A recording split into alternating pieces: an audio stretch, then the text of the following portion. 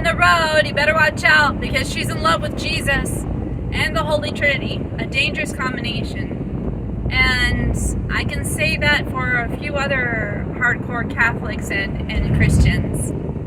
But so we have a dilemma here, but I first want to start with encouragement. If you like encouragement and some research that I've been doing for the Electoral College, the political research, and if you want to talk about something that you're interested in researching, then put it in the comments below. Anyway, so I am a college student eager to get on the move and set fire to the world. However, I first need to be prepared. And that's what God is doing in my life. I bet He's doing something similar in yours too. So that's our little encouragement and hook of the speech. But there are certain issues that we have to go over. So we have seen a big reluctance to proclaim the gospel for recent years, primarily because of, well, we'll get into that, but we have this issue of indifference, of Christians saying that I don't want to impose my Christianity on other people. I mean, nationalism Christianity, or national Christianity, or something like that. There's this radical accusation about nationalist Christianity. Well, let's go and not to mention this big shaming tactic that is going around, and we are really neglecting to spread the gospel, because we're neglecting to spread the gospel out of this deep, not cowardice, but more along the lines of fear. A lot of fear has been going around. The spirit of fear has been going around. So what exactly are the causes of these things? This is going to be a very short speech here, because this is a little impromptu. Anyway, I digress. So, what have been the causes of this indifference and neglect and reluctance? I would say, yes, fear. However, there is more to it than that. There is this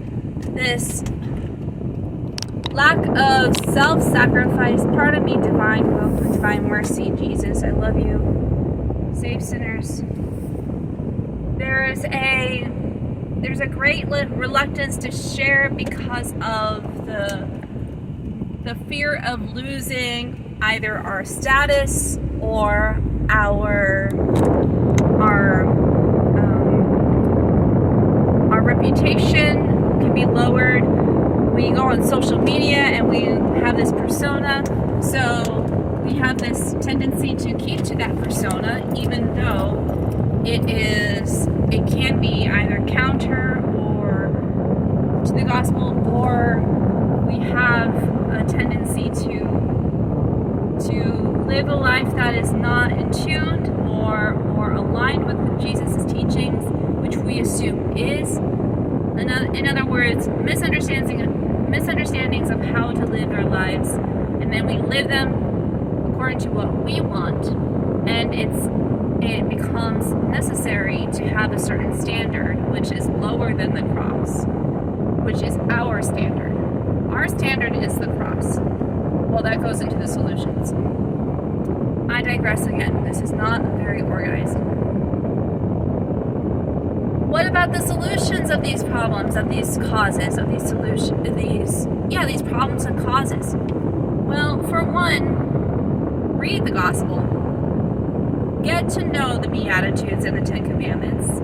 Spread the news by loving other people, rather than condemning them, rather than shaming them, rather than putting your standard up rather than Christ's, which is the cross. Exactly how do we hold up to that standard depends on what mission we are given by our Lord. If we are on a mission of charity, then we are obligated and have a standard of giving, of compassionating, of working hands-on with the people who are suffering more than the usual suffrage. If we have a mission of teaching, how do you hold up to the standard of the cross? Go out there and preach the gospel, but you first have to learn. We are first students. Learn what the teachings are. Learn more about the gospel, and look to the men and women who came before us. All these Protestant pastors, but also the saints, also the apostles, the founding father, even the founding fathers of the country. What have they left behind? What have these saints and these people of good position in the gospel and in the church and in the state, what have they left behind? These philosophers. Just learn up. Learn more about the gospel. Learn more about what has been left behind and the inspiration that these men and women have had. It's so good and beneficial to research on these teachings and on what was these traditions. So don't dismiss traditions like, oh, old-fashioned, it's not relevant nowadays. We need to come up with a little modern stuff. No, it's beautiful to have a repetition and have an understanding of what happened in the past and what lessons were learned, what we are trying to avoid, what we are trying to pursue. It is a very authentic and wise method to move forward and live by the gospel, because we are not of the world, but we are in the world where we embrace others and kind of form these ideas that are in the world to the gospel. So, for example, if you're in government, how can you serve in movement as a Christian in government? Well, before all else, implore God's help. And before all else, keep in mind what is aligned with the commandments of the Bible, and try to align that with a little more secular ideas, like thou shalt not kill. What does abortion do? What does it mean when you say thou shalt not lie or thou shalt not steal?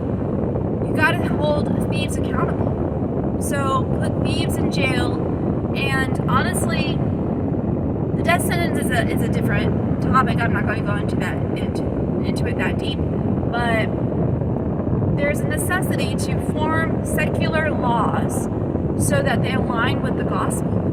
And that is what we mean by being in the world but not of the world, is that we are set apart from secular society. However, we form secular society so that it meets the criteria of the Beatitudes of the gospel. Jesus is not here to condemn the law. He is there to fulfill it, and that includes the governmental law that we hold in the United States of America.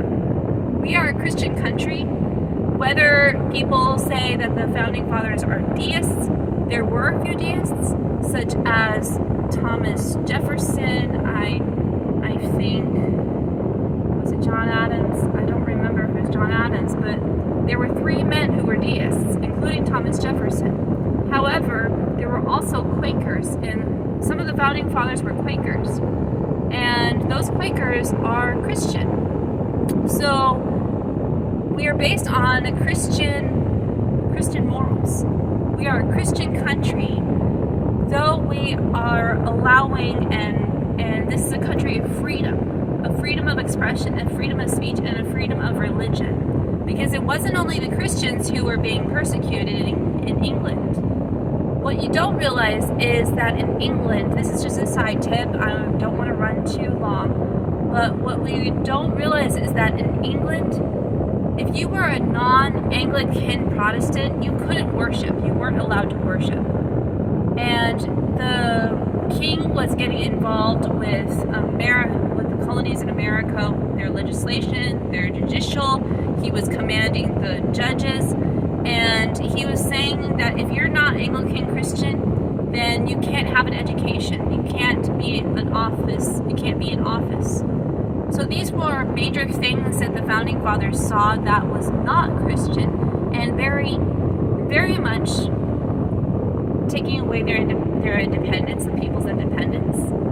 So rather than having noblemen and aristocratic ideas or higher status people coming to America and spreading a little more wealth and status, they had people who valued independence, religion, basically life, basically property. They wanted to live their lives so that they can fit and have a family. Freedom, justice, liberty, life. We have all these rights because of the founding fathers, because of the Bible, because of Christianity. So yeah, there was religious persecution, there was interference with the king and the government that we had here in the American colonies. There was an immense criticism of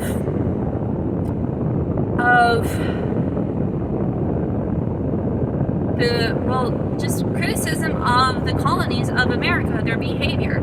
Our behavior was very independent, and so independent that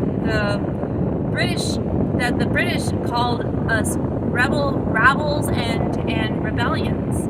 So we had to rebel. It was necessary so that we can fight for our freedom, fight for our Christian beliefs. And whether you're a deist or a Jew or a Protestant or a Catholic, you were allowed to practice that here in America, not in England. And I think that we need to remember that this is a Christian country which is founded on the New Testament, the Old Testament, and the New Testament. And despite being a deist like Jefferson and I guess Adams, I think it was Adams. Anyway, despite those three men being deists, they agreed that it was the best moral guide that they can find, which were the Ten Commandments, and for example, the Electoral College came from the idea of Moses. I'm going off topic, but I just want to say that this is a solution. These were solutions. We went over the problems, the cause, and the solutions of lukewarm Christianity. And I think that we're going to be held accountable if we continue to be lukewarm and forget that the founding fathers actually founded our land based on biblical principles. That's all I have for today. I hope you enjoyed it. Please like, subscribe, and comment below if you want some more research done. I found it very fulfilling. I love reading about the Constitution, about the Declaration of Independence. There's a lot of, for example, microplastics that we went over in class. Oh my gosh, microplastics. I went to the beach and I found so many microplastics. Anyway, so this is a research channel now. I'm kind of including Christianity, encouragement, and research. I hope, just give me your opinion. I hope that you spread the news of the gospel, but also do a lot of research with our world, because we live in such a fascinating world, and it's so beautiful, and we can take advantage of it as much as possible. I love all of you. Bye. Mwah.